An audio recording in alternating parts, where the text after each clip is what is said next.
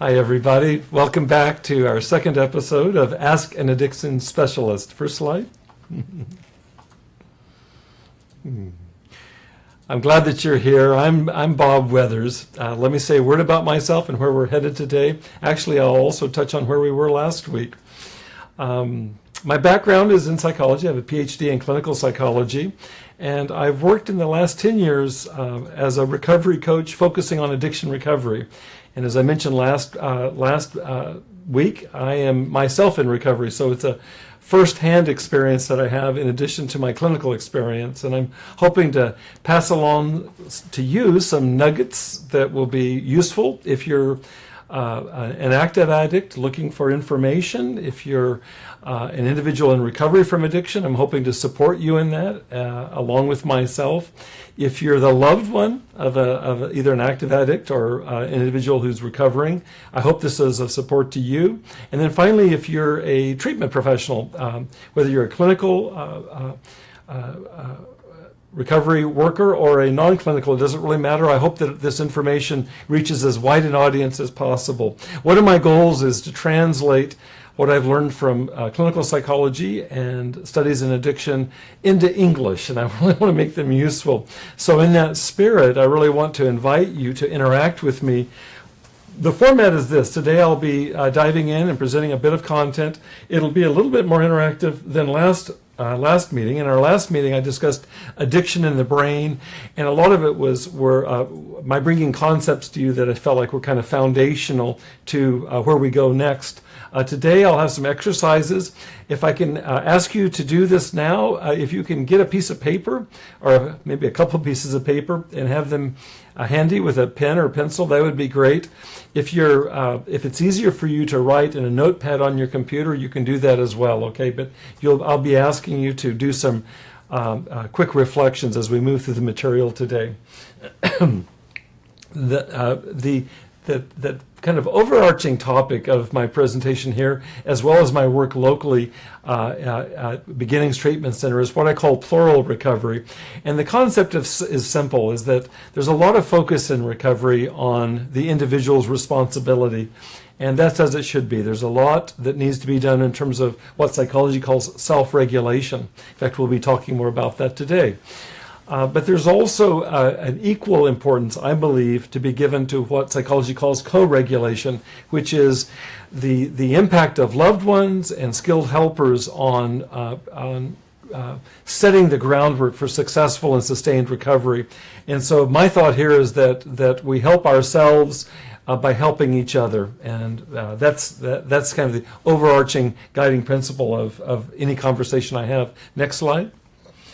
One of the things that happens in addiction, and I talked about this last week, it happens in addiction, and sadly it also happens in recovery, is that, in fact, I just met with a group of men, as I did last session. I just met with a group of men right before I came in today, and we discussed this, and it was a universal experience that those in the group really acknowledged, is that shame, which is feeling bad about who I am as a human being, gets so tied to addiction and sadly also to recovery that to admit that one is in recovery means that you were addicted. And for many individuals, there's nothing more loathsome than to be identified with being an addict. It's associated with being weak or worse. And so really looking at doing what we can to unshame the addictive process. A kissing cousin of shame is what happens in relationship, excuse me, where our significant others get fed up. There's so much betrayal, there's so much disappointment that goes hand in hand with addiction. And so anybody who's been in a relationship to an active addict knows what it's like to feel just completely burnt out of compassion and caring. And sadly, but very humanly, what will enter in oftentimes is blame, associated with anger, frustration, judgment.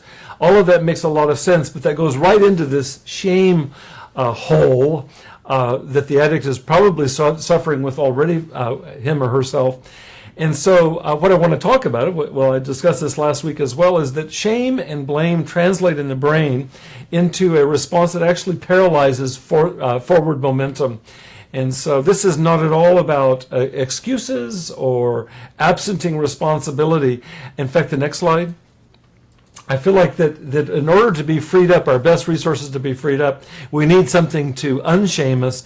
And I feel very strongly about this, I've been committed to it, is I think providing good information, because I work directly with individuals in early recovery from addiction, serious addiction, oftentimes heroin and methamphetamine, is that I feel like right from the get-go, if we can supply sound information as a foundation for their recovery, actively battling against the knee-jerk reflex to move into shame, I think it's a good thing. I feel equally committed to presenting this information to the loved ones of addicts in recovery, only because they are understandably at the end of their tether. And if I can provide information that supports hope for you as a loved one, I want to do that. And then finally, we have professionals in our audience, therapists and other recovery workers in the field, that I feel like if I can encourage you also with good information, I feel like that we're right there with the loved ones in terms of being allies in the recovery process, a plural recovery process, let's say. And so I feel like this is for you as well. My goal is to present information that is universally applicable and maximally understandable. So we'll see how I succeed with that, okay? Today's topic, next slide. Today's topic is holistic treatment for addiction. And second, next slide. And why holistic treatment is essential for successful, sustained recovery. We'll be unpacking what holistic means over the next few slides and then some exercises. I feel like this is going to be the scratch and sniff approach to coming to a deeper understanding of what it means to be holistic in your treatment philosophy. And I'm choosing treatment philosophy. I guess I'm coming out of my background as a recovery coach and as a clinician. But I feel that this information is perfectly applicable to any individual who's in recovery, himself or herself from addiction, as well as the loved ones. And so we're talking about an approach to recovery that is embracing of multiple perspectives. But let's see what those perspectives are. In fact, I'm going to have you do this firsthand. Next slide. If you have a piece of paper in front of you, I'm going to ask you to do this. Draw a vertical line right down through the middle of the paper from top to bottom, and a horizontal line in the middle there from left to right, and do the same there. If you have a fancy way of doing this on your computer, like I did to create this PowerPoint image, you can do that. I'm probably not too quick with this, and you might not be either. It's not essential, but I'll be referencing these 4 quadrants here as we move through this exercise. So, 4 questions to start with. In the upper right-hand corner, what I want you to write, take a moment to do this, and we'll give you a moment to reflect on this. I want you to write down, next slide. How do you think a medical doctor defines or describes addiction? So put yourself into the mindset of somebody whose training is in medicine, in scientific approaches to healing physical diseases. How would that individual define addiction? And you can do this in a simple phrase. I want to give you a second to do that. It'll help if you do this.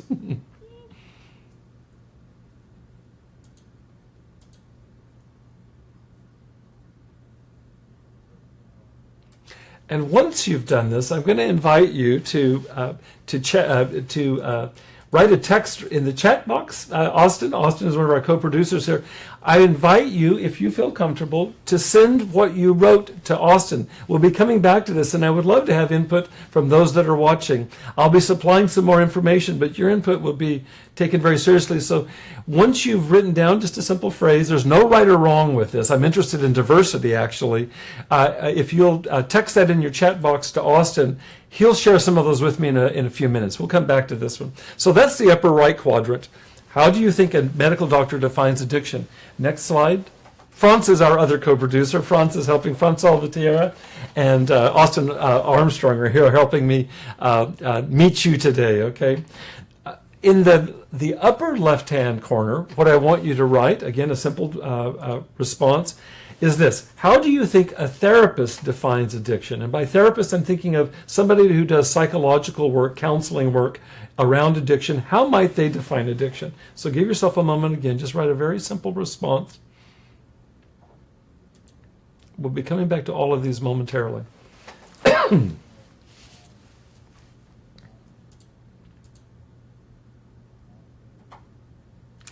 And as before, if you'd be so kind as to label it when you send this to Austin, I invite you to submit your definition because we'll be sharing these. So just put therapist and then give the definition as before with the doctor. We can separate them that way. All right. Next, I'd like you to go to the lower right-hand corner of this on your page, or at least in your mind's eye. How do you think a judge defines addiction? That would be the next slide. How do you think a judge defines addiction? This would be a courtroom judge. How might they define addiction?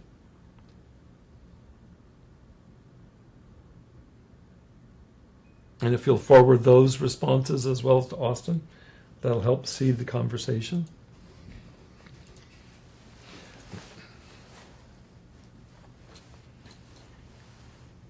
And then one more, and this is on the lower left-hand corner. How do you think an addict's loved one defines addiction? If you're an active addict or if you're an individual in recovery, you can reference your experience with your loved ones. It might very well be that you are the loved one of somebody who's in recovery, or perhaps is even in active addiction. And so you'll just be responding with your experience. How do you define addiction? And if you're a therapist or other a skilled helper, write down what you've gathered from your work with many therapists work with family members, and so you'll know firsthand here. How do you think an addict's loved one defines addiction? I invite you to forward that as well to Austin, please, through the chat function. Now, if you have a physical piece of paper in front of you with these 4 quadrants, I'm going to ask you to do this. I want you to turn that piece of paper over for the next exercise. And if you're working at a computer, you just scroll down and create an empty space. And I want you now to answer this question. How do you define addiction? How do you define addiction?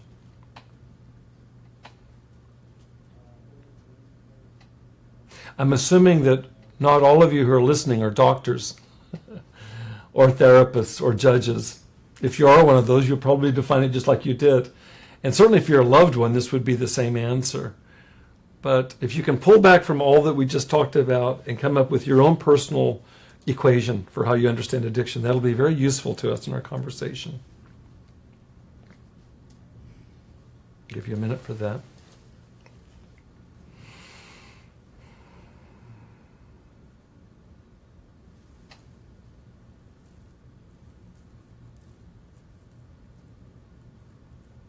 Okay, what I want to do is I want to check in with Austin. Okay, if there aren't any responses coming in, let me dive in. I invite you as we go along, as we kind of unpack this, you're very welcome to share. But let me dive into this, and I'm going to read your minds, okay? And you can see how much this resonates. I meant what I said. There's no right answer. I certainly don't have a right answer. In fact, let me mention something that just came out of the group that I led, men's group that I led right before we met today. They're my guinea pigs. And they now know it because we did this the last meeting. I took them through these exercises today. They were the test run. It was the first time that I had sprung this material on anybody. And we did this together. We did exactly what we're doing right now. We did this with a room full of about 20 men, all of whom are in early recovery, most of whom are in recovery from severe addiction to, as I mentioned earlier, heroin or methamphetamine, so very serious addictions. And we went through this exercise together. We had the room full of, most of them were attentive. No one fell asleep today. This material grabbed them, which is good. At the very end of this exercise, one of them, I can still picture him over to the right, he said, okay, and what's the true definition, Dr. Bob? And I thought it was a great question. And I'll tell you my answer to him is that it's all of these definitions, is that all the 4 that we did on the front page there and the one on the so-called back page, all 5 of these definitions are pertinent, and there's overlap between them, but there's also differences between them.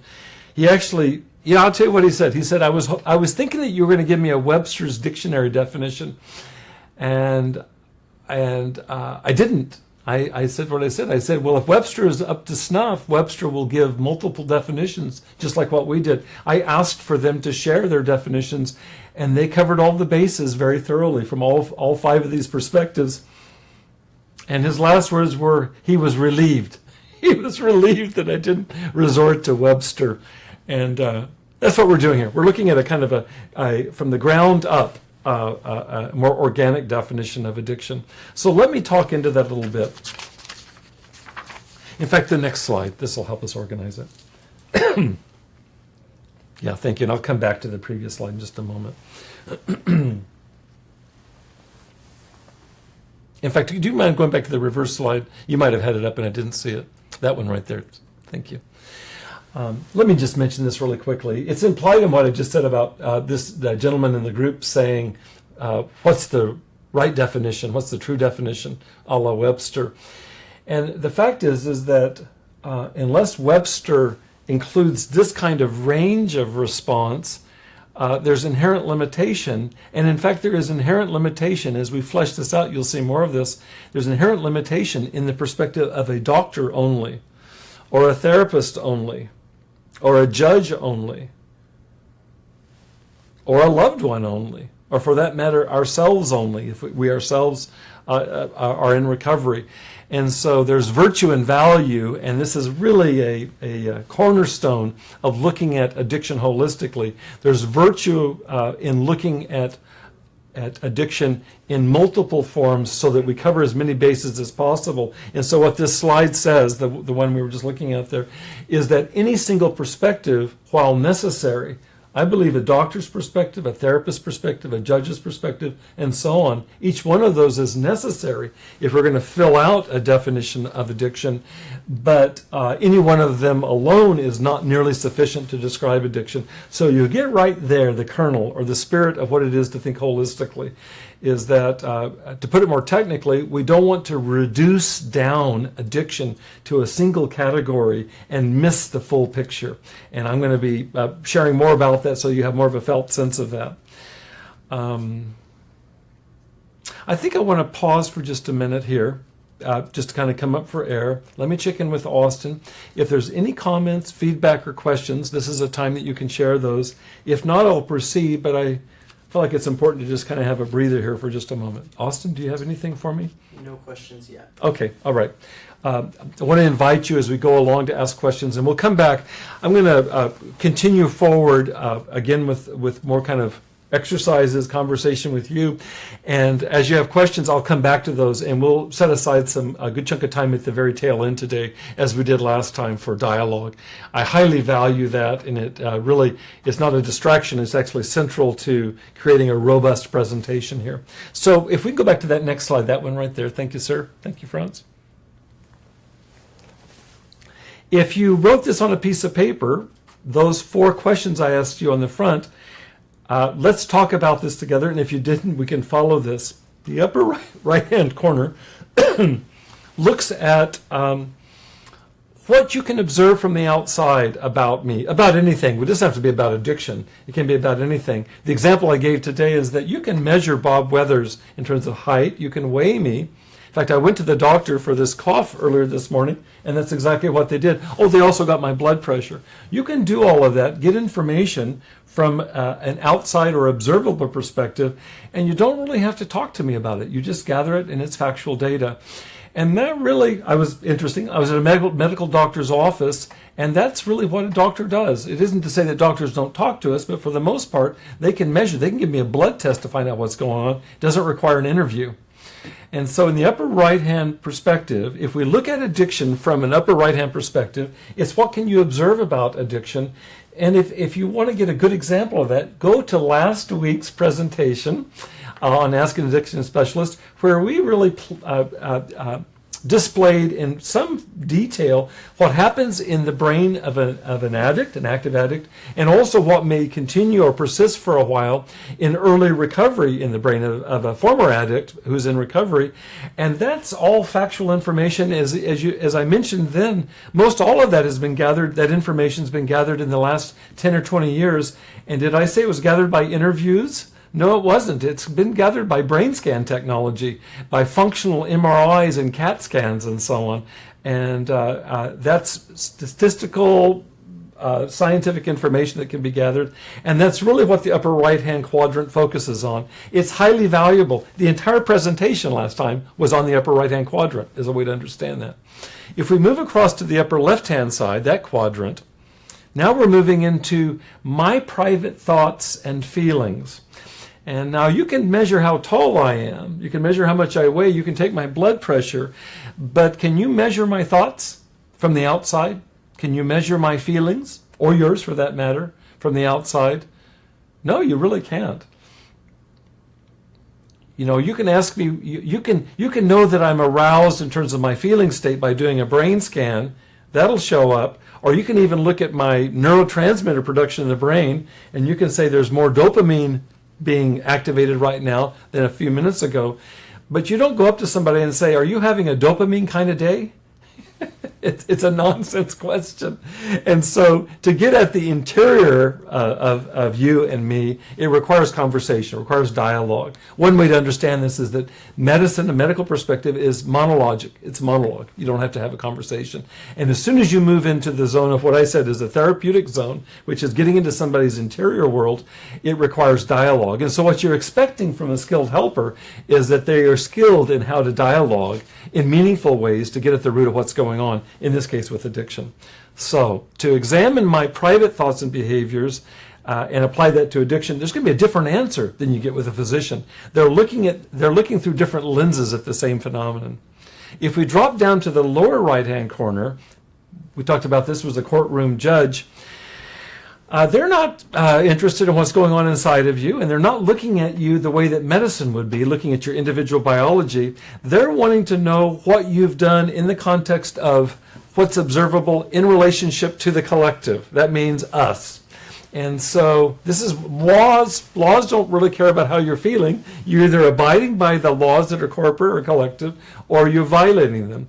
And so I'm sure that if you gave some thought to this, your answer to the question of what would a judge say about addiction is probably substantially different than what you imagine a doctor or a therapist to say about it. If a doctor is going to be looking at addiction the way we talked about last week in terms of brain function and chemicals, various systems being involved, and a therapist is going to look at addiction as a function of, let's say, psychological trauma and ineffective skills at self-soothing, just for an example. A judge, while ideally respectful of those two perspectives, doesn't have that perspective. That judge, he or she is going to be looking at addiction as I'm just going to be slightly tongue-in-cheek, addiction to a judge is 5 years. It's 5 years in prison. That's what addiction is. And that's not a mistake. It's not a mistake. It's a partial truth. I'll tell you what I shared today with the group is I said that if there's an active addict on a substance that makes them violently aggressive and they're on the streets where my daughter lives and my grandson, you're damn straight that I want that person, I want my daughter to be protected from that person. And in comes this lower right-hand perspective, the value of protecting the we or the us. And so looking at our observable behaviors really matters. And that's really what a judge does. It's for that matter, it's what a police officer does. It's highly important. And if you ask a police officer or a judge about addiction, they're probably going to have a different answer than a physician, a psychiatrist, or a psychologist. So those are the first three. Let's look at the lower left-hand corner and its definition of addiction. I wish we were all here talking together, because the truth is that all of us, with very few exceptions, have loved ones that have struggled with addiction. If you haven't yourself, you have somebody in your life. In fact, I think I mentioned this last time, is that the latest research on this that was done a couple of years ago, a nationwide study of those that were surveyed, 2/3 of them endorsed that they have somebody who's actively addicted to alcohol or other drugs in their immediate family. 2/3 of people said that's how frequent, that's the level of addiction in families. And I think I also mentioned another piece which tied into last week's discussion of shame and stigma, is that 2/3 of those that said that they had family members that were addicted, direct family members. 2/3 of them said they wouldn't talk to anybody about it outside of the family.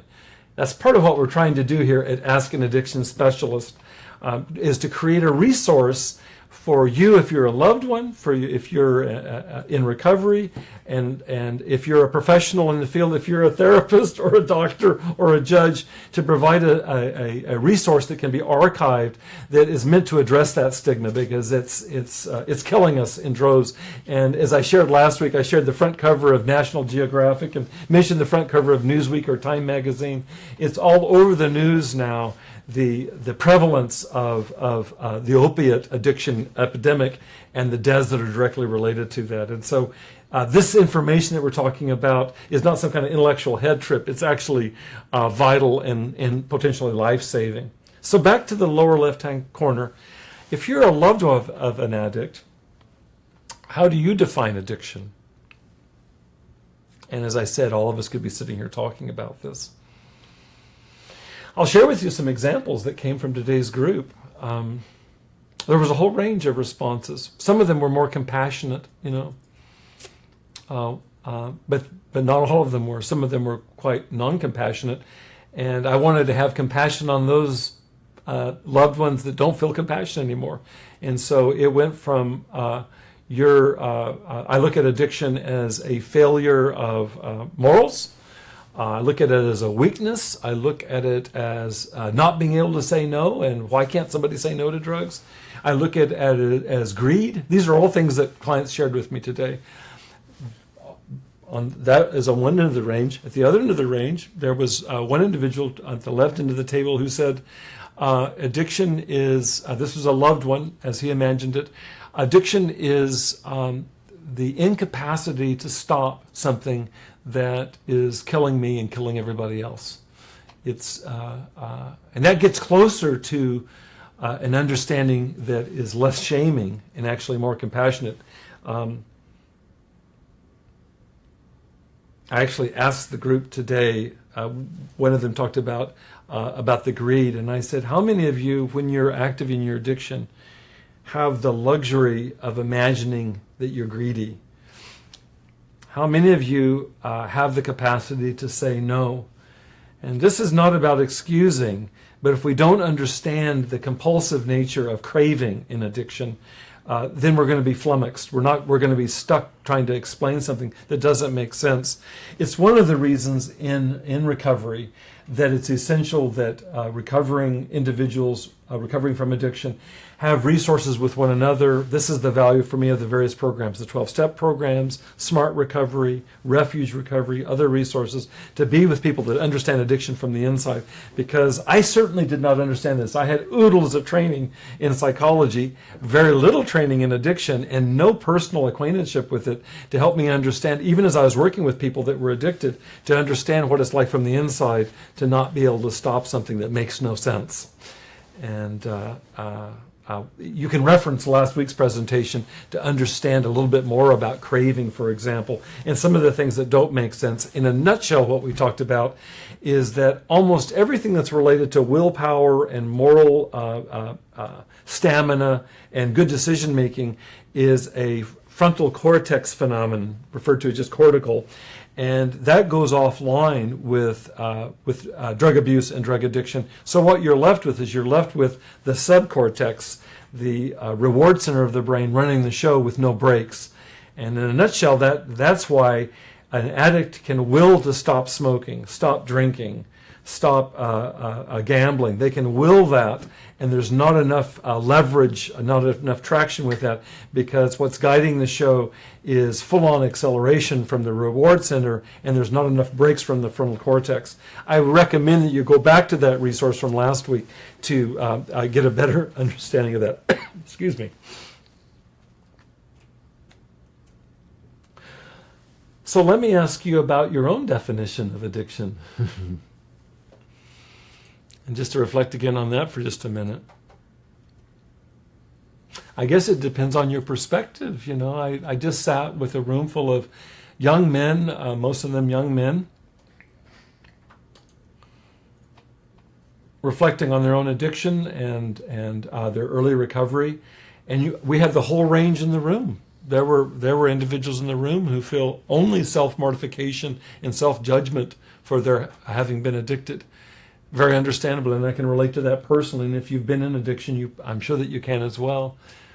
That's really one of the primary stumbling blocks to effective recovery, is feeling like that we're somehow broken and can't be fixed. So there was that evidenced in the room, all the way across to a place that was very similar to the responses about a loved one, an ideal loved one who would understand that there's a problem here that needs to be handled, and it needs to be handled from all of the perspectives we shared on the front page. In other words, addiction is a medical problem, and my biology in active addiction is completely upside down, which is why it can take months, even sometimes to a year or two, depending on the severity of the addiction, for the brain and the body to right themselves. There is improvement nearly from the beginning in sobriety, but it takes a long time to get back to ground zero in terms of a stable base. And that you can look at as a biological or medical phenomenon. I have to say this, is that when I looked in the room, I made this comment. It was right towards the end of the meeting today, and I said, I'm not going to ask for a show of hands here, but I said, chances are that you 20 men here in the room, including myself, have been subject to statistically significant greater amounts of psychological trauma than is normal. And I use the word statistical because just in terms of a normal exposure to emotional trauma, including violations of boundaries and abandonment as two examples, and violations of boundaries can come in terms of all kinds of abuse, emotional abuse, physical abuse, sexual abuse, all of those count, is that I'm sitting in a group of men that to a one, every one of us in that room have encountered that for whatever reasons we've encountered that in our lives. And there's a tremendous correlation between adverse childhood experiences, what I'm calling trauma, and proneness to addiction. And I even said this, I said, there might be one or two of you that are the exceptions to what I just said, and I would grant that, and you represent the exceptions that prove the rule. And so trauma, which is an interior phenomenon, has got to be addressed, and that is really, as I understand it, that's the vocation of therapists. That's what therapists are doing, is getting in to understand that. And so if I'm looking at a definition of addiction for myself, I want to understand it medically. I want to understand it in terms of psychological trauma and the need for that to be healed. I want to understand it in the way that a judge does, is that there's stuff that I just can't do, you know. I'm going to end up in the slammer. In fact, in that room today, many, if not most of the clients have spent time in prison or in jail for the infractions, and they've lost privileges. They can't drive, they can't hold a job, they've committed felonies, they've stolen, etc. And that's the reality of the world. And unless that's addressed, unless I change my behavior, I've got a legal problem. It doesn't really matter if I've got trauma. It doesn't matter if my biology is messed up. I'm going to continue to have more and more of my privileges as a human being limited. And so my definition of addiction should include that. And finally, in some ways, I feel like most importantly, my definition of addiction should include the fact that what I've done has had horrible consequences. The program calls this wreckage from the past. And I have spoiled my relationships to those that are instrumental to my health and my healing. And that's the ones that love me the most. And so I hope that my definition includes the impact my behavior has had on others. If that were sufficient to stop me from using or drinking, then none of us would have a problem here. Unfortunately, addiction can override that as well, and we discussed that last week too, in terms of the override of normal, expectable attachment needs for connectedness to others, whether it's our parents, our boyfriends, our girlfriends, our siblings, our husbands, our wives, even our children. All of that can be trumped by addiction. And so I need to have, in my definition of addiction, to be inclusive of that as well. So I want to move in just the next 5 minutes or so and then open this to questions from you all. If you have any questions or contributions, I invite you to send those through the chat function. Is the next slide? Is that any definition of holistic treatment must be inclusive of all 5 definitions that we've just come up with. Now, the fancy title for that that's used in professional treatment of addiction is a bio-psycho-social-cultural approach to addiction. Why don't we just stick with holistic? That's a little bit more understandable. But just to help you with that, the biological is the upper right-hand corner. The psychological is the upper left-hand corner. The sociological is the lower right-hand corner. That's really what we're looking at in terms of group phenomena from the outside. That's what sociologists study. That's also what criminal justice studies. And the lower left-hand corner is the cultural dimension. And in cultural, I'm including not only the larger culture, which really matters, society, but also familial culture. And that's really much of the focus of where we'll be going over the next weeks, is looking at family as culture. And it's looking at family from the inside for sure. Let me mention two more resources for you. Next slide. There's what's referred to as part-whole error. This comes out of Socrates, the Greek philosopher. And in a nutshell, what part-whole error is, it's very understandable, is where I mistake a part for the whole. The example I gave today with the young men I was meeting with is I asked them, do they know the story of the blind men and the elephant? No one did today. Well, usually somebody does. The story, the fable is this, is that there were a number of blind men that were introduced into a room with an elephant and were asked to identify an elephant, describe an elephant, and each one of them was located at one region of the elephant. So one blind man had his hand on the trunk of an elephant, another on the ear of an elephant, another on the tail of an elephant, another on the hoof of an elephant, and each one of them described an elephant based on what they experienced, what part they were able to hold, and since that was their only reference point, you can imagine the definitions that came from that. The fact is each one of them was right. Each one of them was partially right, and their definitions were not sufficient to describe an elephant as a whole. That requires something different. So a part-whole error is where I mistake one of the definitions that we just described here together earlier. I mistake that for the whole. So how does that go? How do misunderstandings arise? I'll give you some examples. I grew up in a medical family where I'm the only one in the family that wasn't trained in the medical professions. I mentioned my father last week. He was a physician and then later became a psychiatrist. And I have three family members that are all nurses. And if you've studied medicine and nursing as long as my family members have, it's very understandable that you will go first of all to the medical or to the upper right corner. And the trick is not to mistake that for the whole. I, on the other hand, have most of my training, 6 years of graduate school and 6 years of postdoctoral training in psychology, the upper left-hand corner. And so you know where my vulnerability will be. I'll tend to reduce things down to being nothing but psychological and pay less attention to the other three quadrants. If we drop down to the lower right, if I'm the example I gave today in the group is if I'm a literate judge, that is literate in terms of respecting the different perspectives, I'll understand what my job is, but I won't mistake my definition of addiction for representing all of addiction.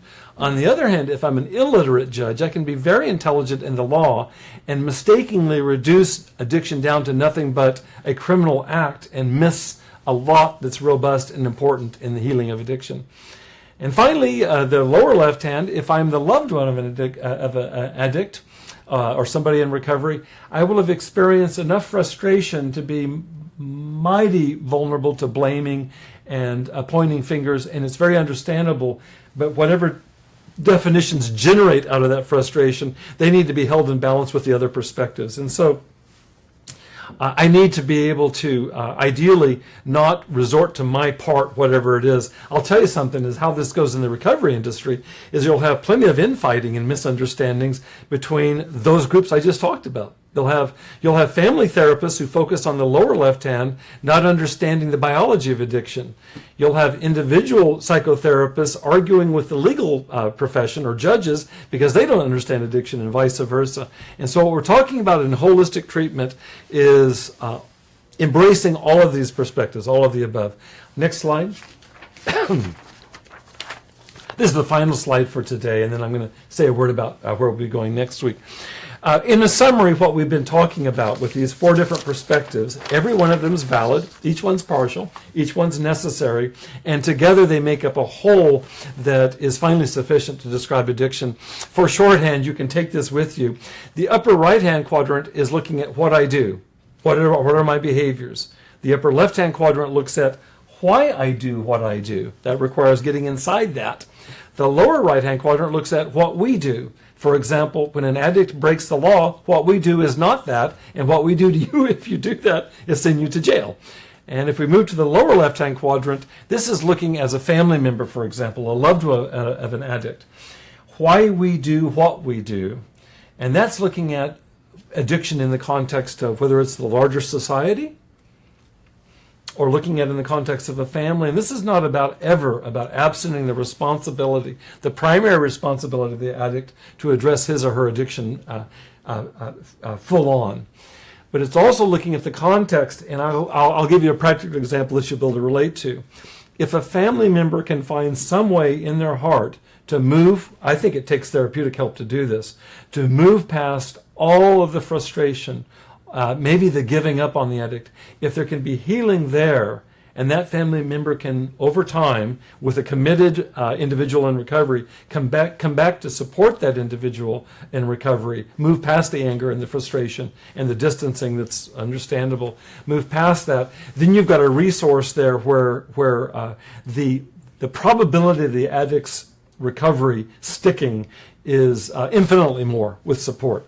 And that's why we want to look at why we do what we do, because the we is I want to be supported if I'm in recovery, and I want to support those I love in recovery, and I'm going to need some help to get there because I've really been burned, I've really been hurt, and I may just be over that. So that's a little bit of our understanding of holistic treatment, holistic recovery. I'm going to pause here, just check in with Austin, and then what I'll do is I'll wrap up by talking about where we go next. Any comments, questions for today? No, it doesn't look like it. Okay. A thought here, let me let you know that if you have some thoughts reviewing this, many of you will review this after the fact. In fact, I want to reference that you come to the Facebook group, join the group, Ask an Addiction Specialist, and you can access now, there's already 2 of these, including this today, that can be archived. If you have comments or questions, write in the responses. You have a chance in the comment box right there, and I know that Austin and Franz will forward that to me. I also am going to give you my website in just a moment. You can write to me directly either through Facebook or Twitter or LinkedIn or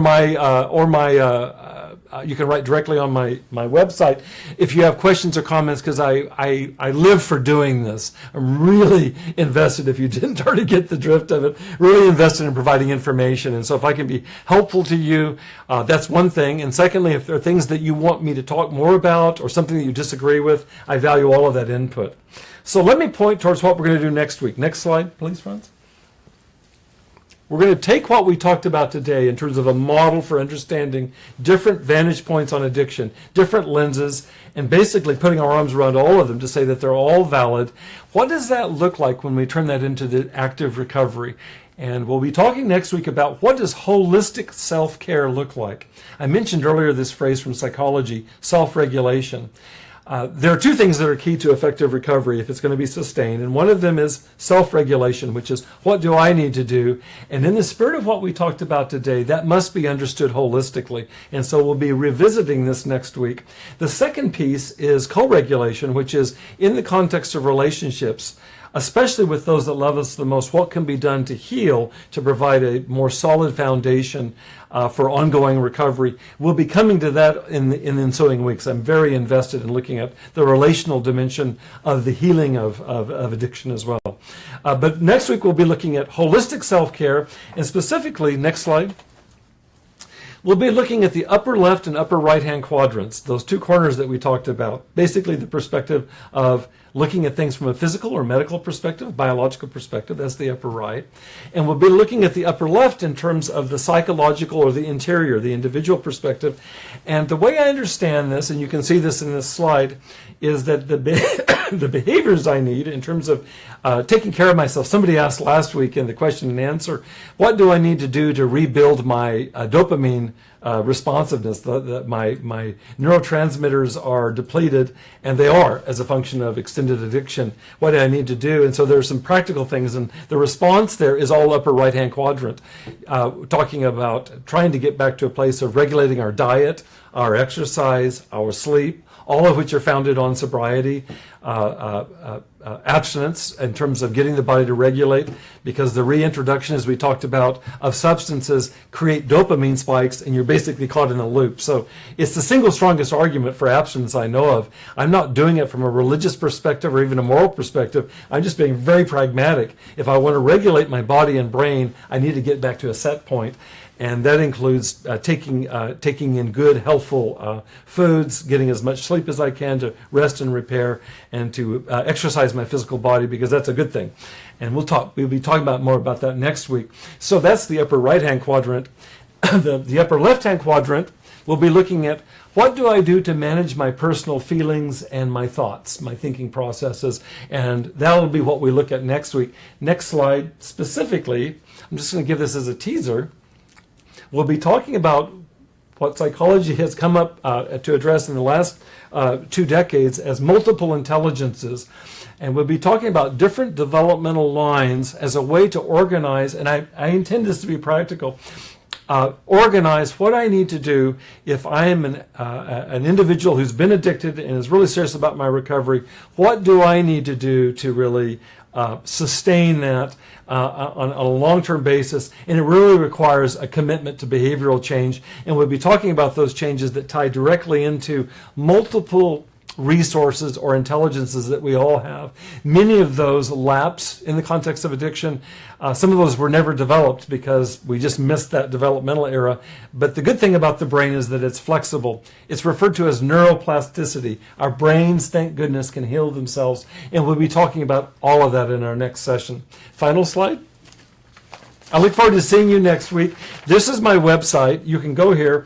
drbobweathers.com. It's easy to remember, and there's a ton of material. There'll be links to all kinds of podcast material.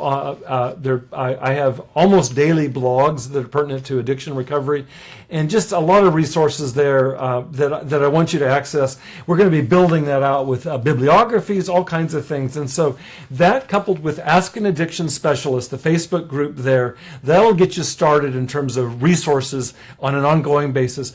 I recommend that you access this information. Please review this a podcast today. Send in your responses to Austin and France, both of whom I really am grateful to you for producing today. And come back and visit us next Wednesday, same time, same station. This will be a weekly session with us, and I look forward to addressing holistic self-care from the inside next week. Thank you very much. Dr. Bob signing off for today. Take care.